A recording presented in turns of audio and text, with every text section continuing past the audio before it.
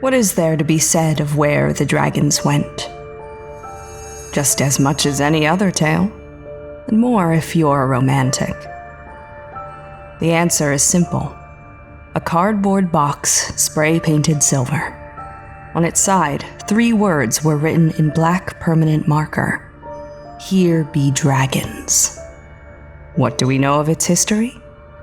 Well, it began with a family of creatives, one so imaginative and passionate that they could bend our reality with their thoughts. The wonders of their imagination came spilling into the world, gracing it with whimsy and light. With this ability, they crafted a room in their home, one filled with magic. This exquisite place had no rival in all the world. Its walls were of the purest white marble, covered in etchings of fantastic creatures. Its ceiling stretched so high, it appeared to have no ceiling at all, instead being blanketed by dainty clouds overhead. But this magical room was more than just visual splendor. It was also a portal. And this was the place from which the dragons emerged. Their full glory was so grand that it defied description. They stood tall and strong, and their eyes were so full of wisdom that anyone caught in their gaze was paralyzed by wonder. We haven't seen the other side of this portal, but if the dragons are to be believed, it is filled with all sorts of natural wonders and fantastic creatures, from towering, enigmatic bumpkles to the conniving, gem-thieving Zargarths. For years, this family of creatives kept the room in pristine condition, not only for their sake, but for the dragons as well. They spoke often, growing to understand and love each other. Over the years, they became inseparable friends and allies. Their beautiful friendship is still remembered by the dragons today, or so we believe. It is unknown why the family was unable to maintain the room, but once they stopped, it began to shrink.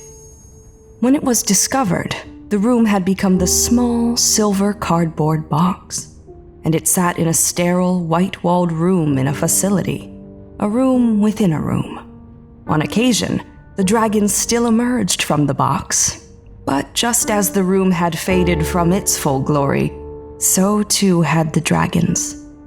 In their own reality, they still appeared as beautiful and strong as ever. But in our reality, the belief in their fantasy world had faded so much that their bodies could no longer be sustained.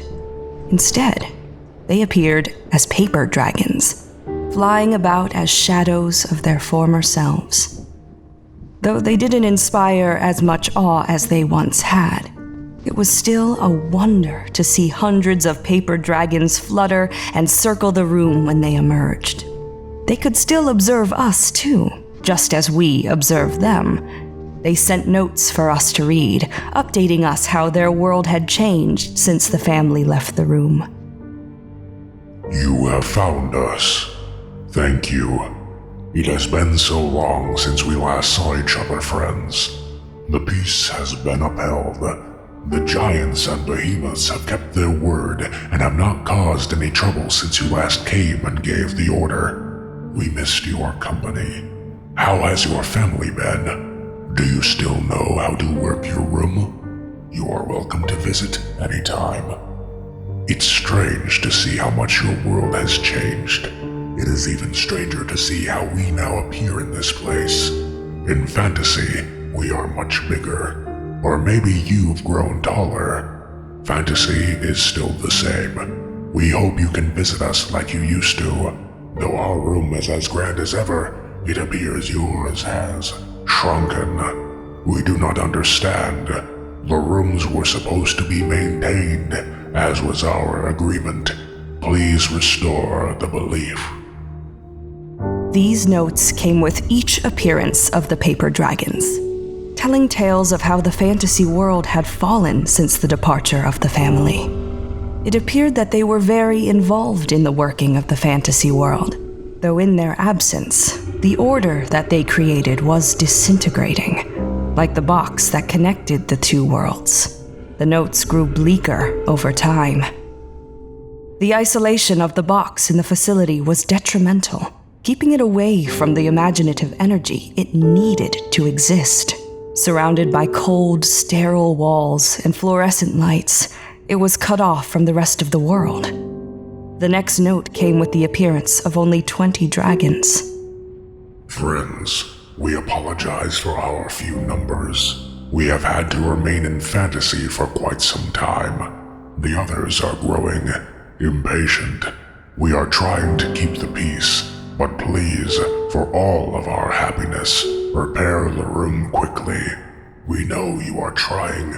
Your family is the most imaginative of us all. Their faith in us was heartbreaking.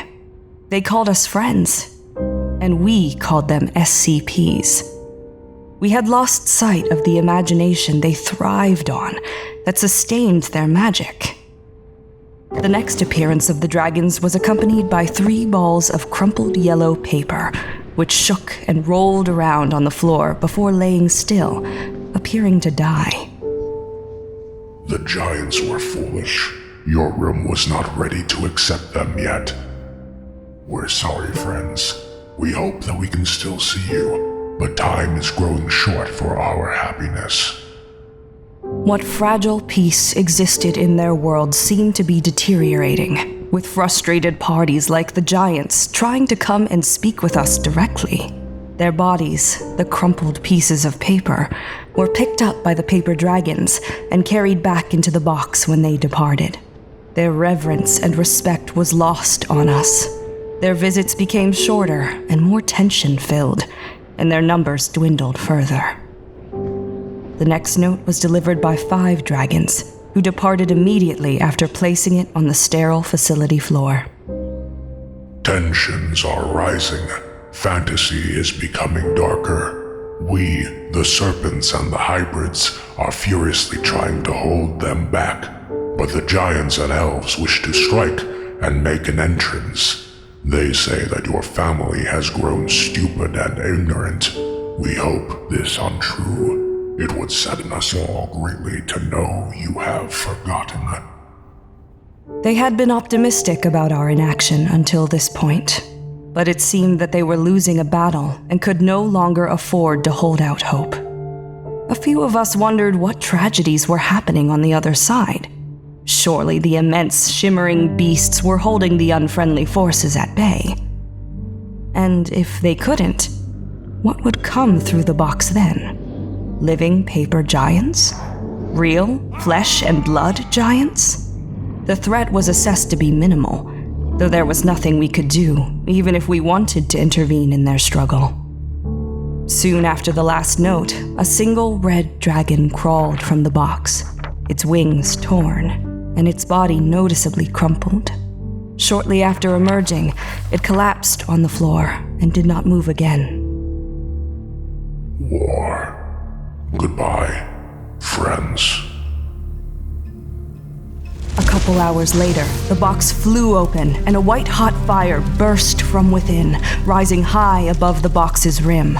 The heat was so intense that the glass of the observation window began to melt, and the walls blistered and burned, and the ceiling charred.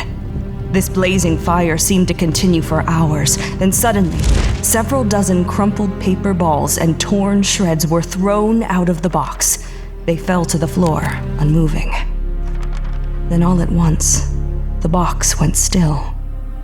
It was empty, as it always had been. Over the next few weeks, the box periodically opened with its fiery fury. More paper bodies would appear each time, though their numbers steadily decreased.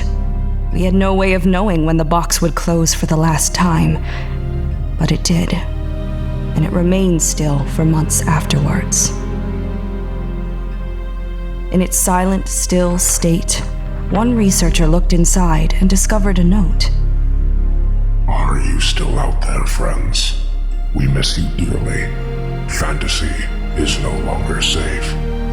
Our haven, your beautiful creation, is gone. The giants are dead. The centaurs are dead. The birds have fled. We are going to bury your room. We cannot risk hurting you. This is our goodbye.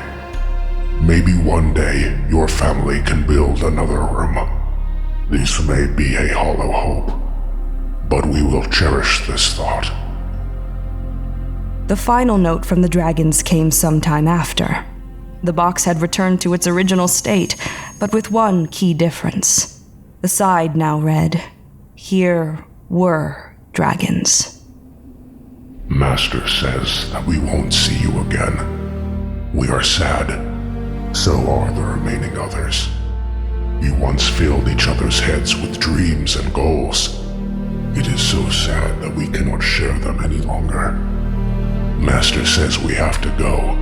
He says that he will make us a new fantasy. He says you cannot be a part of it. We are sad. We love you. We will not forget you. We are scared.